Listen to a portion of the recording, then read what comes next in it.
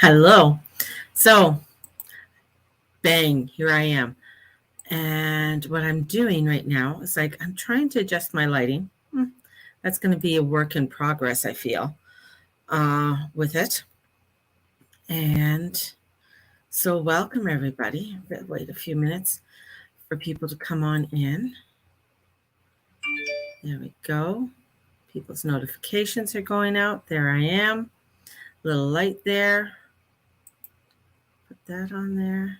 Okay. So, welcome.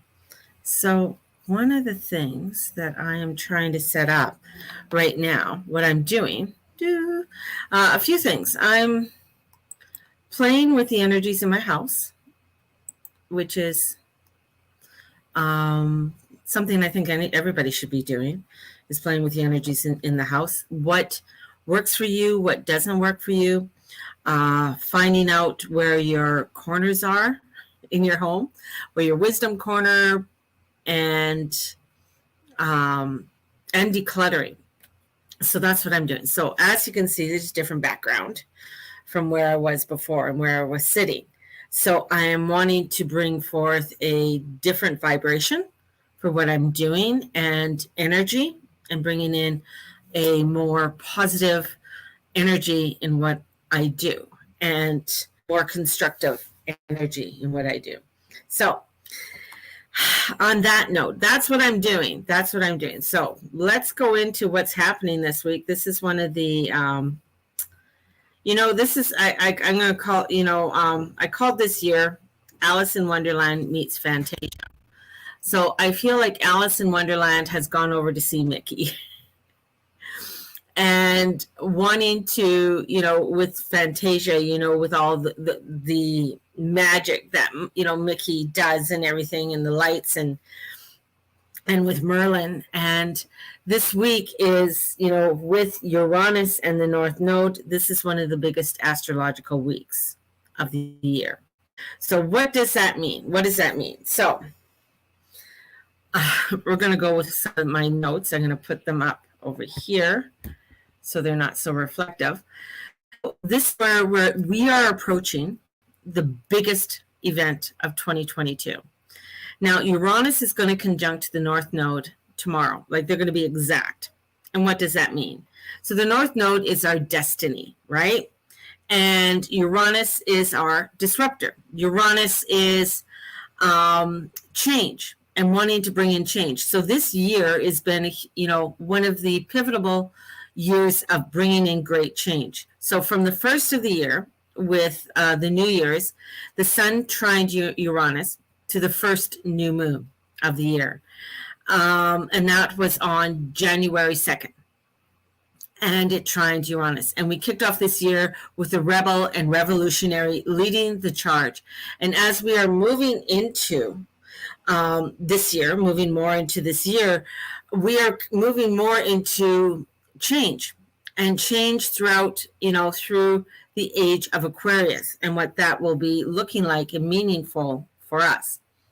Now, being so prominent this year, Uranus, on anchoring and embodying the age, this is bringing forth an energy, a potency that is having us to really look at what is right for us. And this is a year, even with Jupiter sextiling Uranus on February 17th, the solar eclipse with Uranus on April 30th, and Uranus crossing the mid-fixed degree of the solar beltane on May 8th. The total lunar eclipse, which is going to be happening on November the 8th, is also going to be conjunct with the nodes. And because Uranus is heading to an aligned with the North Node, he is immediately tied to the eclipse cycle. So that means that we're going to have sudden changes, sudden disruptions, things, the winds of change are not only blowing, but they are picking up speed. And they're picking up speed and making their way to a gale force wind. And with this energy, using the metaphors of aligning your sails in the direction of the wind instead of trying to go against it. This is working within your own energy, working with your intuition, and not against it. In 2021, one of the dominant transits of the year was the Saturn square Uranus, which we are going to be having in the next half of this year as well. It's not going to be exact, but there's still going to be a Uranus square Saturn coming in as well. This transit, a push and a pull between the old and the new, the past and the future, the resistance of change and embracing the change. And Uranus, all Uranus and Saturn not battling, this year it's all Uranus, and Saturn is not battling Uranus as yet for supremacy. And Uranus is heading towards the North Node, reminds us that the path to the future and the growth demands that Uranus leads. Change needs to happen. Now, I put up a blog, and I hope you guys go and look at it on my Facebook page. It is with Russell Brand, and this YouTube video with Russell Brand, he did a interview with one of the, I'm going to get her name up so that I don't mistake her name. It's a fabulous video because she talks about the change. She talks about, what's happening in the world today. And this is with Vandana Shiva. Vandana Shiva is an activist. She's a very well-learned woman. She holds master degrees. She is a very well-spoken woman. She has come toe-to-toe with some of the top billionaires in the world and talking about what is going on. She's an activist. She's an author. Now, if you want to learn more on how to create a positive change within the world, Vandana Shiva this is how we beat the Great Reset. That's what she talks about. This is how we come together with community, and even with the farmers, not so much to blame, the farmers have done it all wrong. No, the farmers have learned how to do something and use certain chemicals since after World War II. If you go into the history, farmers were not using chemicals till before World War II. It wasn't until all of these chemicals were left behind from Hitler that they had to find a new use for them, and they went into the agricultural system. And in teaching farmers, okay, you can get a better yield, you can get better this, you can get better that by using these chemicals. And so they were. And this is where Vandana Shiva comes in, and she talks about this, talks about how to really come together to create something. Now, if you're doing anything with agriculture, it takes 5 years. 5 years to set your garden up, 5 years to make sure you know what plant grows where, the switching and changing. You might grow tomato plants 1 year and you get a shitty crop. You put them in a different area of your garden, you get a fabulous crop. So you end up learning what works and what doesn't work. That's what we're doing right now. We're learning what is working and what is not working in the world. And we're seeing in our face exactly what isn't working. So this archetype of Uranus and, in Taurus, and then Uranus, with Uranus in Taurus, this is the great awakening. The rebel, the revolutionary. His energy is one of change that often comes by a way of destabilization, upheaval, and chaos and breakdown that lead to breakthroughs. It is a wild card. And this wild card is coming in fast and furious. We don't like it. We've been in a very complacent way in the world where we didn't have to change. We didn't have to do too much. We didn't have to think about where our stuff is grown. We didn't have to think about, where, if you like your beef, where the beef came from and how the beef is growing and everything else. But this is part of the revolutionary change. It is getting us to look at it. And the planet is in unpredictability. He's the one of the energies and the most hard to predict in all of astrology. You can't predict Uranus. But what you can predict is the change. He is the innovator, forced on the freedom, and is ready, willing, and able to do whatever needs to be done to create the change. He's the shit disturber. He's the guy who says, why are you doing this? Or calls you out on stuff, or says things that other people are afraid to say. And he comes in and he says it. He is the ruler of your Aquarius. And right now he's in a fixed sign of Taurus. And Taurus is ruled by Venus, the god of love, beauty. Taurus is sensual, embodied sign that enjoys the finer things in life. As a fixed sign, this is one of the most resistant signs to change. Taurus doesn't want to change.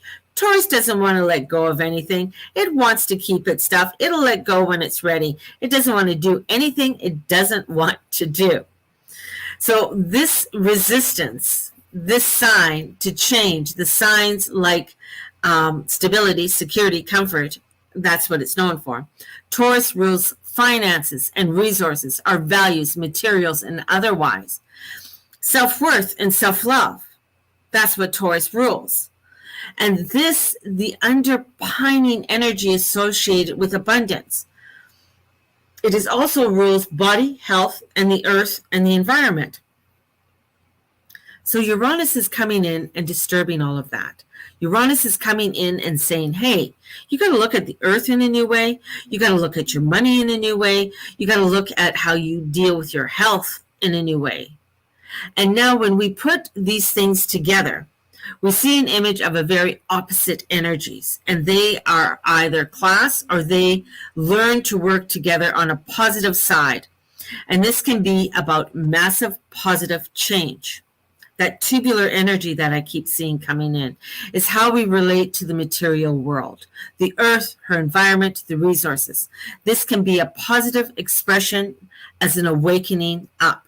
Uranus in the body and have a revolutionary of embodiment in a time of checking out and escaping. And this can speak to radical changes of values.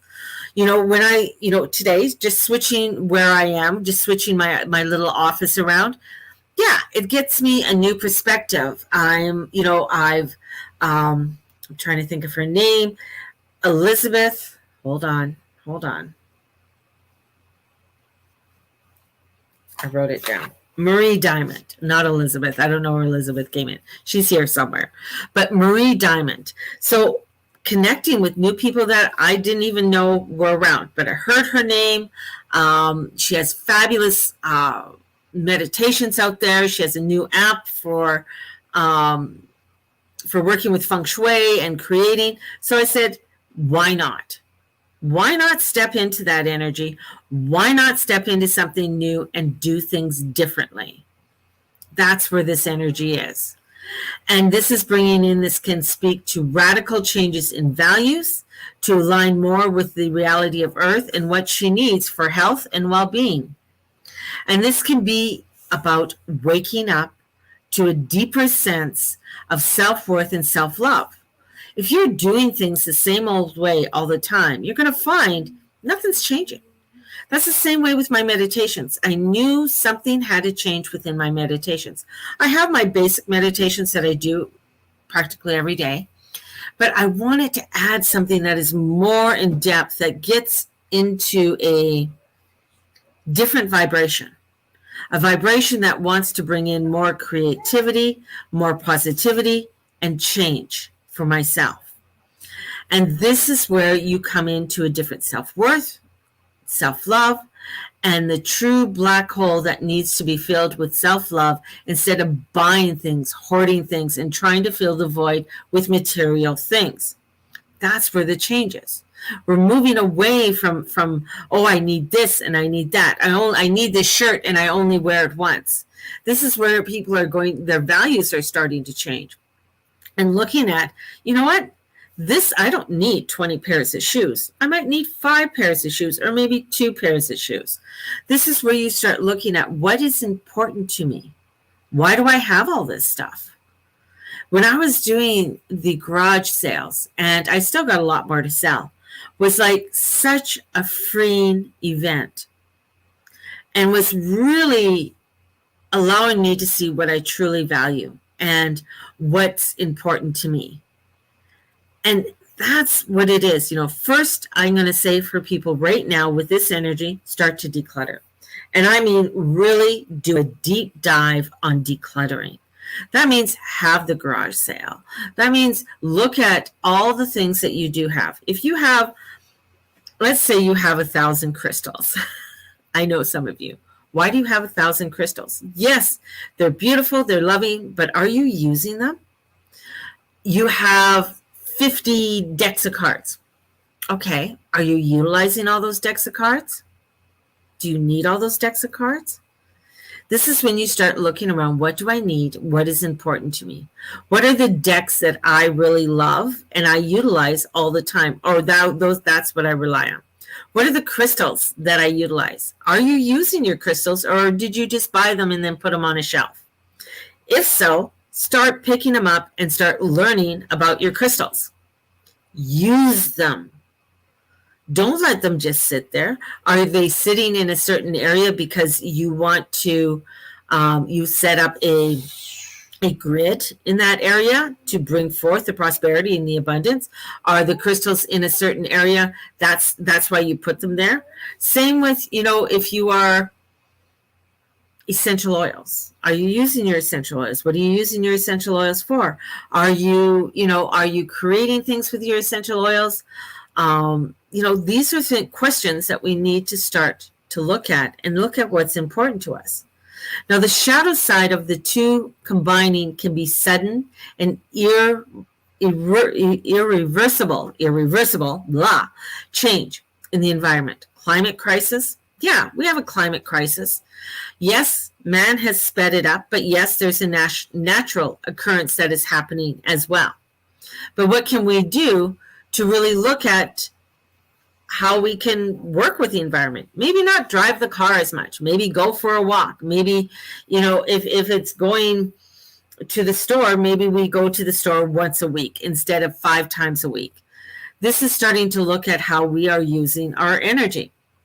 Not necessarily buying an electric car.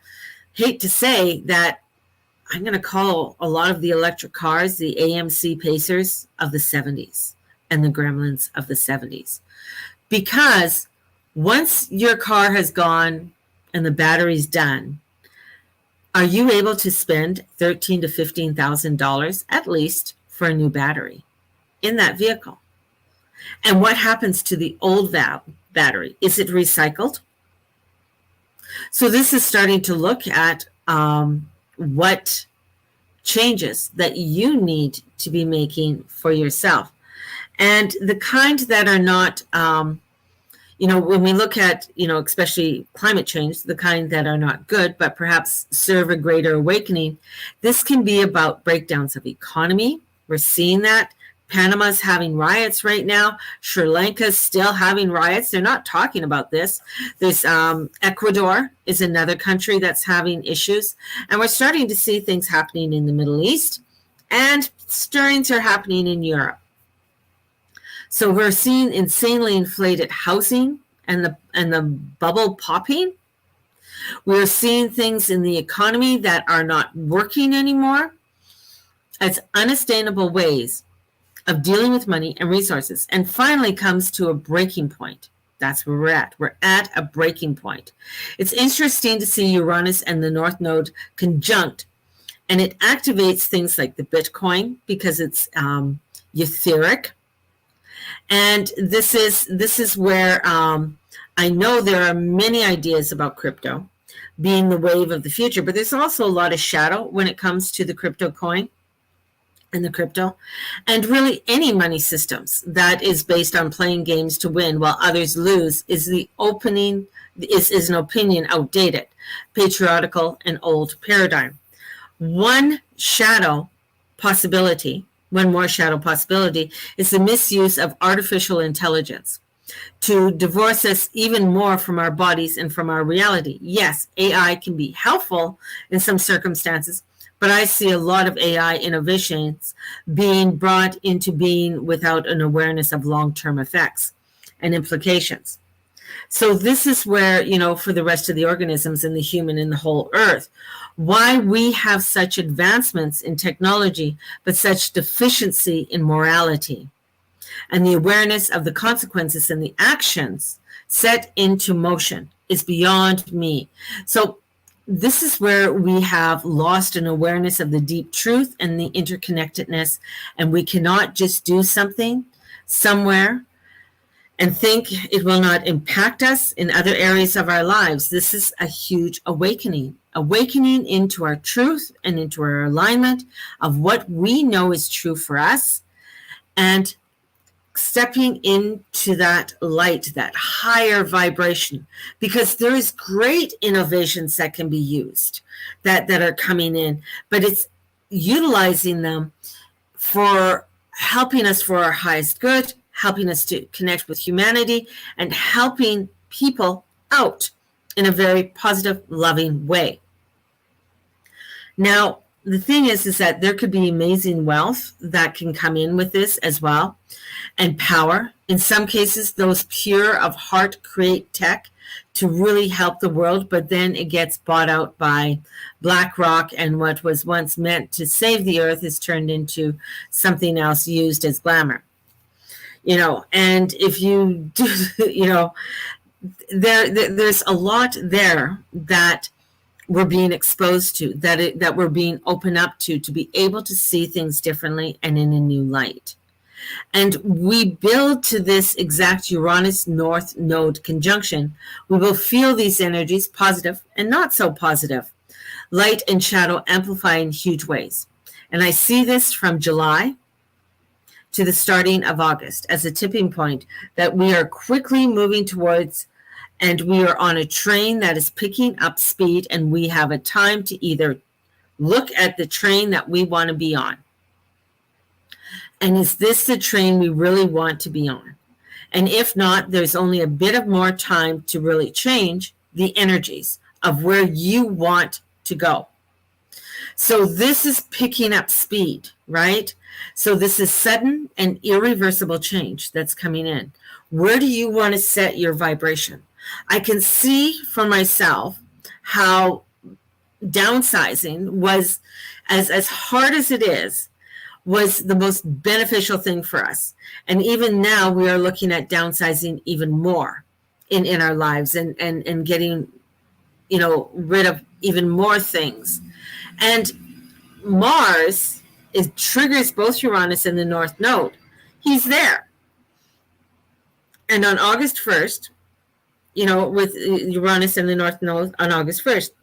So from July 26th, tomorrow, through to August 1st, we have a tight, intense portal where the North Node of destiny and evolutionary lines with the rebels and revolutionary and the activators of Mars brings immediate energy and force to set things in motion right now. So we're getting things set in motion, and whatever you do around these days can be fated. Quality leaders would be well to be aware of that as well. Some leaders do use astrology, so they're very aware of what this energy is. In the mundane chart, Mercury is exactly square to Mars, which can show hot headiness, impulsiveness, arguments, and conflicts. And this astrology does not look super great in Russia, USA, Putin, or Biden's chart. I may, I may get into this on another one, but it looks like there's some disruptions, especially in Biden's chart and in Putin's chart. So this is bringing in, so luckily, the ruler of Uranus and the North Node conjunct is Venus, who's in Cancer. So along with the moon and Lilith is there, they are heading to align with Sirius, a spiritual sun of our sun, and coming into where Sirius can bring great energy in, great light, but also magnify and show where there is a deep shadow. And that's what Pluto's digging up a lot of the shadow work, digging up a lot of things that need to be dug up. And if we can tap in to the loving Cancer energy, that is maternal, the caring, the sensitive, the intuitive, we can perhaps, with our intuition, the changes that we need to make and find supportive ways. and to allow them to unfold. So we can call in the grace and the ease, bring in the crystals we want to bring in the essential oils that we want to bring in, start creating a flow of positive energy within our home.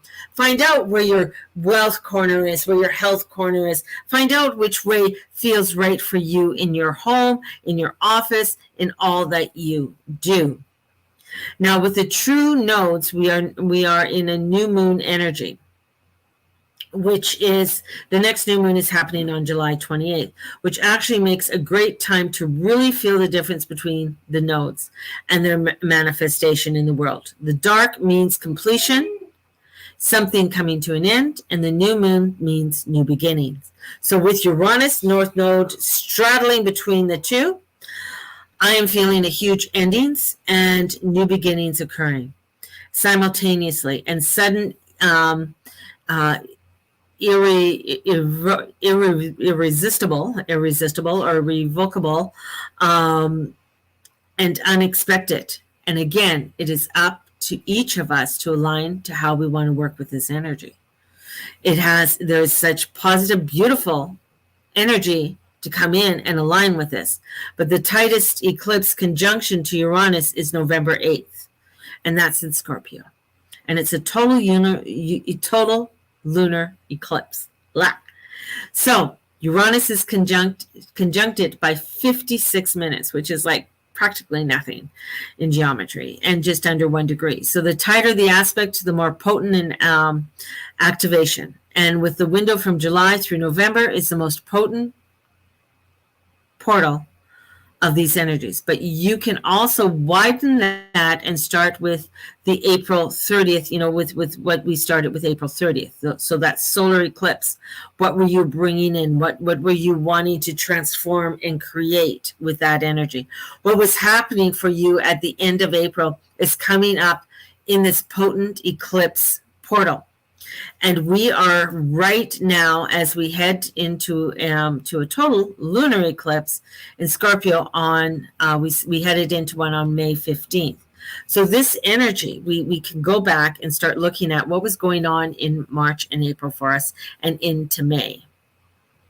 I know what was going on in my life. So I leave you with a spark, a star spark, and a Sabian symbol for this conjunction.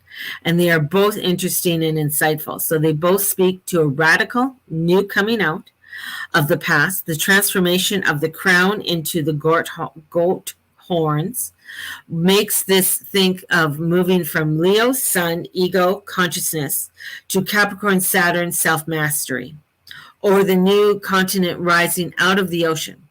And I will say, when I read the Sabian symbols, I immediately thought of earthquakes and that create land shifts.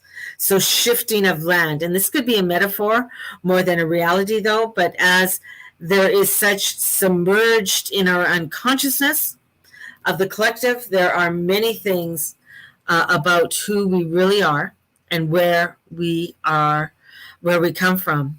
And a lot of things are hidden in the dark. So a lot is coming to light, much to explore with the symbolism and the archetypes of this energy. And I highly recommend that you start paying attention to your dreams. Uranus has a tendency to stir the pot. All the manners of messages, personal and collective, can come in through dreams. May the great changes upon us come in with the utmost grace and ease. And I call forth the Great Mother to support us through our personal and collective death and rebirth, midwifing our highest potential. Another symbolism of the crown turning into the goat horn makes me think of the constellation of the Charioteer, and will be, and this it's a node when Zeus was fostered by a she-goat and nourished with goat milk. And the crown makes me think of a baby crowning, coming out. And the goat horn makes me think of the she-goat mother, the goddess energy, who is also nourishing and sustaining us. So we have this beautiful energy that we honor the mother and the divine feminine. We will, this is for us to start to explore this within our consciousness and within our shift, that we are this is initiating, and in tuning us is coming. And I mean, when we honor her in our actions, not only in our words. So it's in our actions and deeds. And this is where behind the closed doors, not just one publicly, but in how we project our persona or portray our business. This is going to be highly important over the next coming months in how we step into our beauty, our uniqueness, and our heart energy to allow ourselves to stand and be seen. Be seen is how we want to be seen, and come into that loving, beautiful energy that is there. Great change is coming. I mean, with that North Node, it is very reactive and very transformational.